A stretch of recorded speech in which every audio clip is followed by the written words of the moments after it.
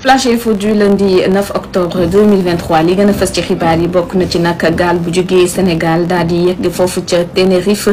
ca Espagne daal di nañu yegg si kon ak 128 personnes yoo xamante ni wàññi nañ ko ci mu am ñaari jigéen ak ñaari xale yoo xamante ni également nemmeeku nañ ko ci mu ñëw nag daal di rallongé lim bi ñuy xëy di wàññi saa su ne ci migration irrégulière yi doomu Afrique yi di amal ñu daal di wax nag ci ancien gouvernement bi ñu daal di tas ni ki vendredi maintenir nag la def kii di président de la république Amadou Ba ca boppal gouvernement ba nag waaye bu nu rek sukkandikoo tey ci xibaar yi enquête dikkee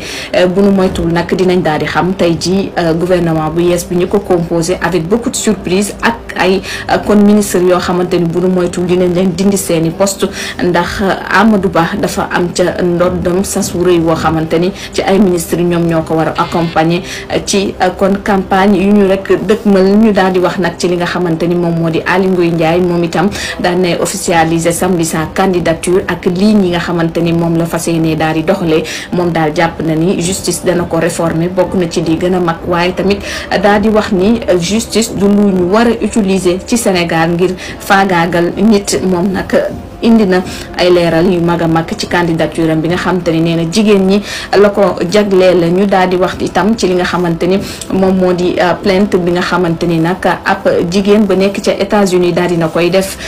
moom tudd Marietou Bensouda Diallo ci kaw ñi nga xamante ni ñoo di animateur xalaase ca RFM dinañ daal di taxaw 16 novembre bi ñu daal di dëgmal ngir ab procès plaidoirie nag daañ koo xaar ginnaaw bi nag ñuy fàttali 5 octobre bi lañ ko waroon def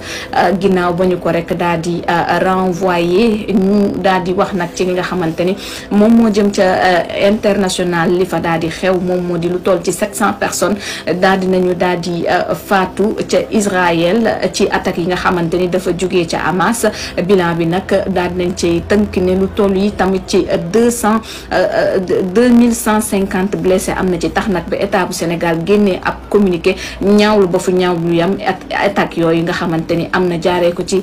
kon jëwriñam bi yor bi ci réew ñu daal di jeexalee ak défaite mu di 6e défaite d'affilée bi nga xamante ni Zoss am na ko ginnaaw bi nga xamante ni démb Ada Fass daani na koy daan combat bu rëy boo xamante ni kon loolee lañ ca nemmeeku li moo gën a fës ci xibaar yi day woy diggante Senweb TV ak senweb.com jaa ngeen jëf